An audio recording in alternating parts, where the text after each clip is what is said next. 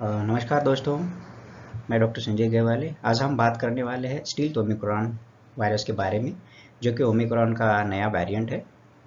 तो इसमें हम आज देखने वाले हैं क्या स्टील्थ ओमिक्रॉन भारत में चौथी लहर लाएगा या चौथी लहर आने वाली है। तो इस सिलसिले में कुछ क्वेश्चंस है, हम वो क्वेश्चंस देखेंगे और उसके आंसर्स जानने की कोशिश करेंगे। तो आज हम देखते हैं वन बाय वन क्वेश्चन क्या है और उसके आंसर क्या रहेगा। सबसे पहला क्वेश्चन है ओमिक्रॉन और स्टील्थ ओमिक्रॉन में क्या अंतर है। तो हम ये इसमें डिफरेंस देखेंगे कि दोनों में क्या फ़र्क है। देन हम जानने की कोशिश करेंगे स्टील्थ ओमिक्रॉन कितना घातक है या कितना डरावना है। उसके बाद स्टील्थ ओमिक्रॉन के क्या लक्षण हैं और वो ओमिक्रॉन एंड कोविड-19 से अलग कैसे है, और क्या मौजूदा वैक्सीनेटेड लोग जो है वो स्टील्थ ओमिक्रॉन से बच पाएंगे, क्या उपलब्ध दवा उपचार एंड जो वैक्सीन अवेलेबल है वो स्टील्थ ओमिक्रॉन पे असरदार रहेगी या असरदार साबित होंगे। स्टील्थ ओमिक्रॉन का बच्चों पे क्या असर रहेगा, और क्या स्टील्थ ओमिक्रॉन भारत में चौथी लहर लाएगा, और इससे बचने के लिए हमें क्या करना चाहिए। ये सारे क्वेश्चंस है, आपके मन में भी रहे होंगे, सबके मन में है। तो ये आज हम जानने की कोशिश करेंगे कि हर एक क्वेश्चन का आंसर क्या है।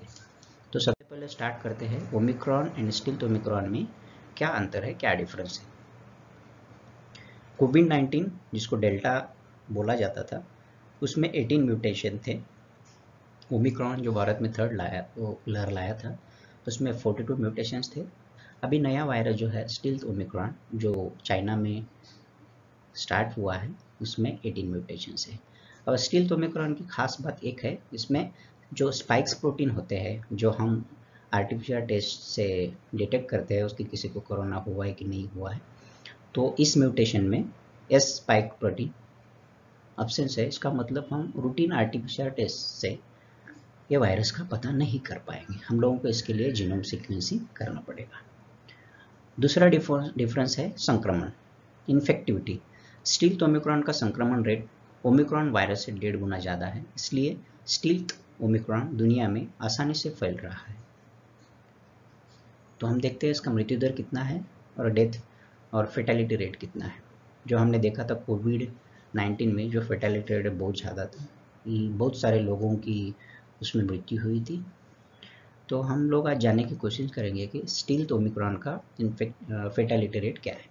स्टील्थ ओमिक्रॉन का मृत्यु दर भी ओमिक्रॉन जैसा ही है, जो कि कोविड-19 से बहुत ही कम है, लेकिन इसकी इन्फेक्टिविटी ज़्यादा होने की वजह से हॉस्पिटल में भर्ती होने वाले लोगों की तादाद बढ़ जाएंगी और अवेलेबल सर्विसेज पे इसका बहुत ज़्यादा असर पड़ेगा। लेकिन सीवियरिटी कम होने की वजह से पेशेंट में मृत्यु दर कम रहेगा। ज़्यादा म्यूटेशन है या कम म्यूटेशन है, इसका मतलब ये है कि जो वायरस है कोविड-19 वायरस और ओमिक्रॉन वायरस वो खुद को बचाने के लिए आप खुद का रूप बदल रहा है, जो कि वो अवेलेबल ड्रग्स वैक्सीन से बच पाए, वो खुद को जीवित रखने के लिए अपने आप में परिवर्तन कर रहा है। That is called as mutation. तो हम आज बात करेंगे स्टील्थ ओमिक्रॉन कितना घातक है या डरावना है। स्टील्थ ओमिक्रॉन का संक्रमण रेट ज़्यादा है, हमने देखा है इसका रेट 1.5 गुना ज़्यादा है, जो कि ओमिक्रॉन वायरस से बहुत ज़्यादा है। लेकिन इसकी घातकता बहुत ही कम है, माइल्ड है, और इसमें ज़्यादा सीरियस पेशेंट नहीं रहेंगे। इसकी वजह से इसका मृत्यु दर भी कम रहेगा और इसमें ज़्यादा सीरियस लक्षण भी नहीं दिख रहे हैं। इसका मतलब ये है कि सीवियरिटी कम होने की वजह से एडमिशन जो पेशेंट के हॉस्पिटल में हो रहे हैं उसमें डेथ रेट भी कम रहेगा। लेकिन पेशेंट बढ़ने की वजह से हॉस्पिटल सर्विसेज पे ज़्यादा लोड आएगा, उसकी वजह से पैनिक सिचुएशन क्रिएट हो सकती है। आज हम देखेंगे कि स्टील्थ ओमिक्रॉन एंड ओमिक्रॉन में क्या अंतर है और उसमें लक्षण कैसे अलग है। तो सबसे पहले हम जानने की कोशिश करेंगे कि कोविड-19 में क्या सिम्टम्स थे। आप सबको पता है कोविड-19 में क्या सिम्टम्स थे, हमने वो 2 साल अनुभव किया है, देखा है। तो इसमें सबसे पहला जो सिम्टम था वो तेज़ बुखार रहता था, बहुत तेज़ बुखार रहता था, अराउंड 102 104 एंड अबव। गले में खरोच रहती थी, खांसी रहती थी, खांसी के साथ साथ सांसें भी फूलते थे और गले में दर्द रहता था और मुंह में कड़वापन रहता था और उसकी वजह से उसमें कमजोरी भी आती थी। तो ये थे कोविड-19 के लक्षण। लेकिन ओमिक्रॉन के लक्षण थोड़ा अलग है, जिसको हम स्टील्थ ओमिक्रॉन बोलते हैं। तो उसके लक्षण जो है, इसमें सबसे ज़्यादा तो कमजोरी रहती है। उसके बाद में दूसरा सिम्टम जो पाया गया है, साइंस सिम्टम, वो है कमजोरी के साथ साथ मरीज को चक्कर आना। तो कमजोरी एंड चक्कर, ये दो चीज़ें कॉमनली स्टील्थ ओमिक्रॉन के पेशेंट में मिल रहे हैं। इसमें दिल के धड़कन भी तेज हो जाते हैं, जिसको हम पाल्पिटेशन बोलते हैं, और गले में खरोच रहती है लेकिन बहुत ज़्यादा नहीं रहती है, और इसमें थोड़ा थोड़ा सर दर्द भी होता है और थोड़ी बहुत खांसी भी रहती है। इसका मतलब है कि इसमें माइल्ड सिम्टम्स है। जैसे कोविड-19 में घातक सिम्टम्स थे, लाइक सांसें फूलना या खांसी या तेज बुखार, ऐसी चीज़ें इसमें नहीं दिखते हैं। तो हम आगे बात करेंगे क्या मौजूदा वैक्सीन स्टील्थ ओमिक्रॉन को रोक पाएगी। हमारे देश में बहुत सारे लोगों ने वैक्सीन लिया है, किसी ने 1 डोज लिया है, किसी ने 2 डोज लिया है, और आजकल कुछ लोग बूस्टर डोज के लिए भी एलिजिबल है। तो हम ये जानने की कोशिश करेंगे कि स्टील्थ ओमिक्रॉन को जो मौजूदा वैक्सीन है, कोवैक्सीन और दूसरी हमारी जो कोविशील्ड वैक्सीन है, उसको रोक पाएगी। दुनिया भर के जाने माने वैज्ञानिकों का मानना है कि मौजूदा वैक्सीन स्टील्थ ओमिक्रॉन को कुछ हद तक रोकने में जरूर कामयाब होगी, लेकिन वैक्सीन का टीका लगाना जरूरी है। जिन्होंने वैक्सीन के 2 डोज लिए हैं, उनमें संक्रमण रेट कम रहेगा और मरीज ज़्यादा सीरियस भी नहीं होगा। इसका मतलब है जिनके 2 डोज हो चुके हैं, उसमें सिम्टम्स रहेंगे, लेकिन बहुत ही साधारण सिम्टम्स रहेंगे और उनको हॉस्पिटल में भर्ती करने की ज़रूरत नहीं पड़ेगी। इसलिए डॉक्टर का मानना है कि सबने वैक्सीन के 2 डोज लेनी चाहिए, और जो लोग एलिजिबल है वो बूस्टर का डोज भी लगा सकते हैं।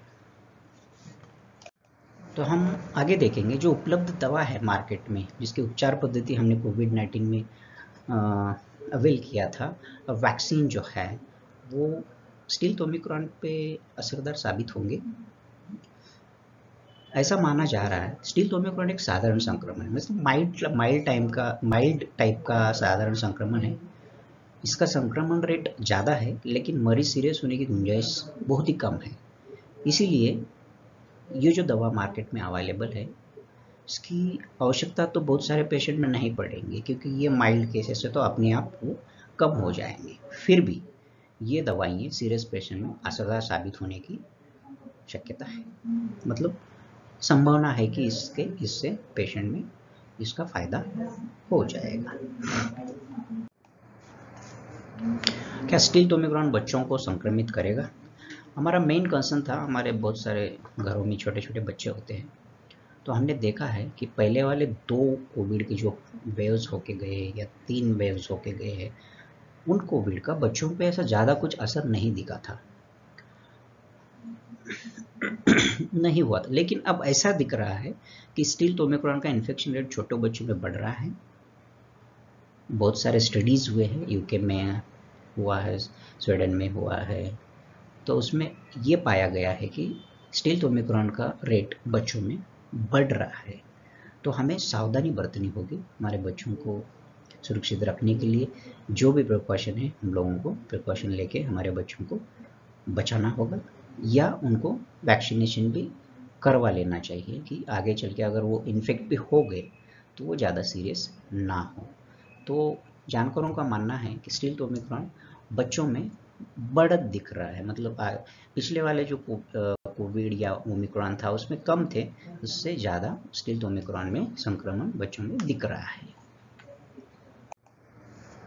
क्या स्टील्थ ओमिक्रॉन चौथी लहर भारत में लाएगा?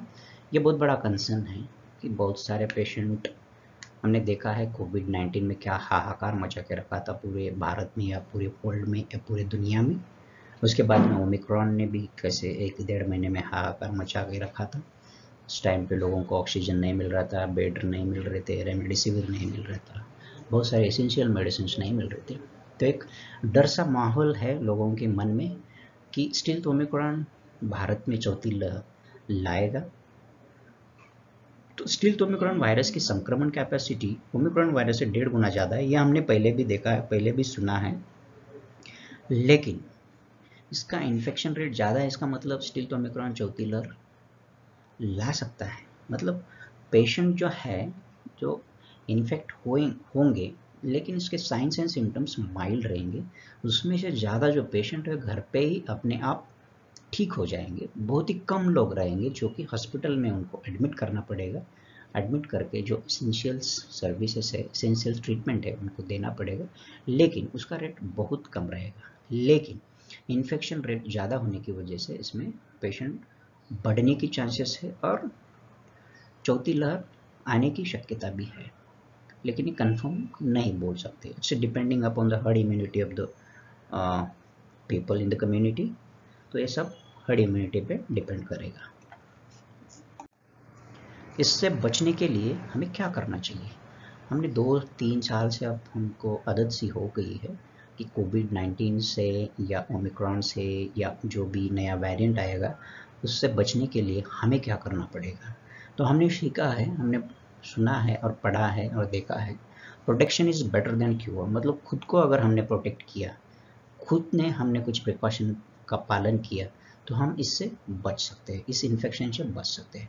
तो हमें क्या करना चाहिए? तो हमें अभी इसकी तो आदत ही हो गई है, हम लोगों को मास्क पहनना है, मास्क पहन के ही बाहर जाना है या मास्क पहन के ही ट्रैवलिंग करनी है। अगर बाहर गए हो तो you have to maintain the safe distance between the 2 persons. Avoid crowded places like markets, mall, theatre, hotels. ऐसे क्राउडेड प्लेस पे आपको नहीं जाना है और खुद में सेफ डिस्टेंस रख के खुद को बचा सकते हैं। अगर आप कहीं बाहर गए हो और घर पे आए हो, आने के बाद you have to wash your hands clean, साबुन से आपका हाथ धोना है या सैनिटाइज़र रहेगा उससे भी आप हाथ धो सकते हो। और स्टे इनसाइड द होम, घर पे ही रहना है। मतलब बाहर जाना कम करना चाहिए जिसकी वजह से आप खुद इन्फेक्ट ना हो और अपने घर परिवार के जो बच्चे हैं, बुजुर्ग महिला है, पुरुष है और अगर फैमिली के जो मेंबर्स है वो भी बच सके। तो इससे बचने के लिए हम जो रूटीन करते आ रहे हैं वही हमको मेंटेन करना है। तो ये है सब स्टिल्थ ओमिक्रॉन के बारे में।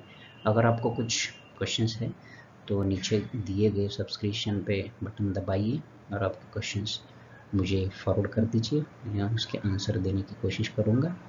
तो प्लीज़ सब्सक्राइब माय चैनल, मेरे चैनल सब्सक्राइब कीजिए, लाइक कीजिए, क्योंकि मैं मोटिवेट हूँ हो जाऊँ और अगले कुछ स्लाइड बना के आपको नया नॉलेज देने की कोशिश करता रहूँगा। So thank you very much for your love and support. Please subscribe my channel.